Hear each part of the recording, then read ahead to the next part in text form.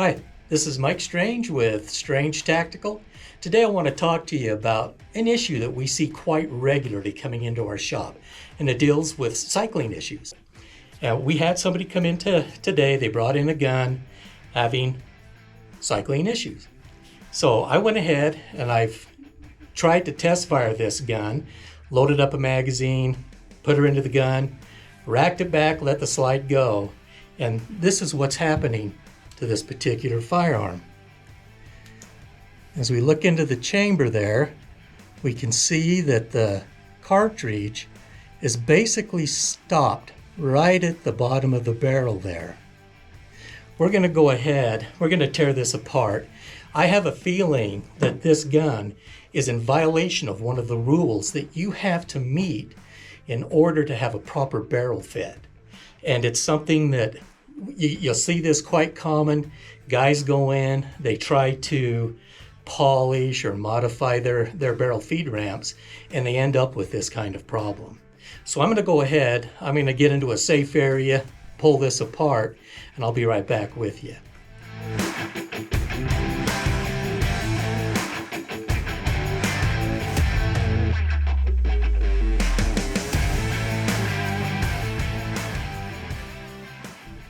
All right, guys, so after tearing this apart, the problem becomes blatantly obvious.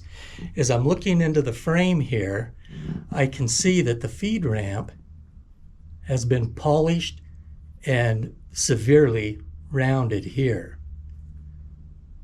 Now, as I was saying before, there are certain rules that you have to meet to have a proper barrel fit and in order for your gun to cycle properly. This one is in violation of what we call the 1.5 to 1 rule. In our build classes, we go over all the rules that you have to meet in order for your firearm to cycle properly. So in this case here, we're talking about the 1911. It doesn't matter if it's a double stack or a single stack. What the 1.5 to 1 rule says is that the area where the barrel sits above the frame here, this spot here, let's say that gap is 10 thousandths of an inch.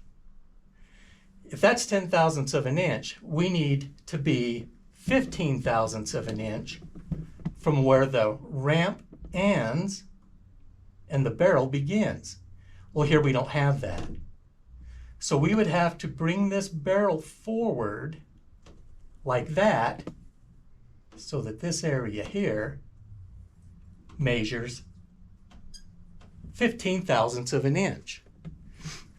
If we don't meet that, we're going to get stubs. If you decide to round that portion of the frame, just here, let's say, oh, I want to take the edge off of that. You actually change the point where the frame ends. And now I've moved it closer to the barrel and I no longer meet the 1.5 to 1 rule. Because they've rounded this area here so much, when the barrel sets in it, you can actually see how coming up through here, the cartridge is automatically guided into the bottom of the barrel.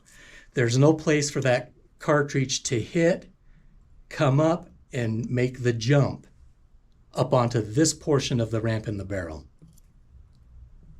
And that's what's causing the problem. This is a good example of a barrel that's fit properly. You can see where the ramp comes up in the frame, it's sharp, it ends, and then we have a small gap before it touches the barrel. So as the cartridge hits here, it feeds up, it makes the jump, and goes into the chamber.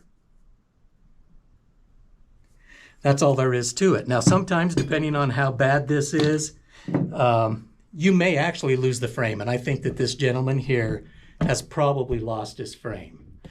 So, as a general rule, never round off the top of the frame before it meets the barrel.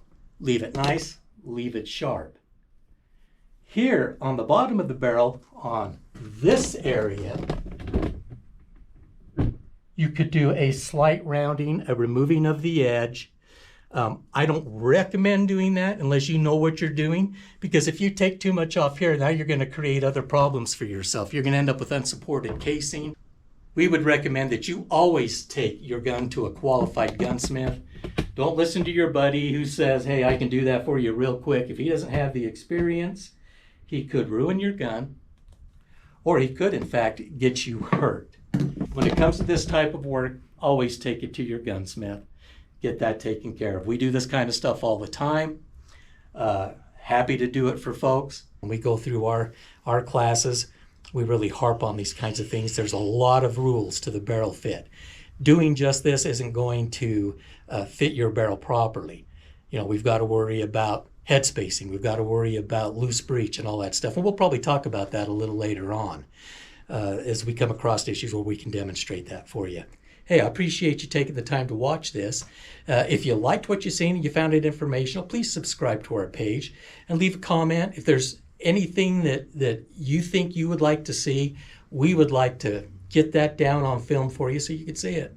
And give us the likes on the video so we know that what we're doing, you do appreciate.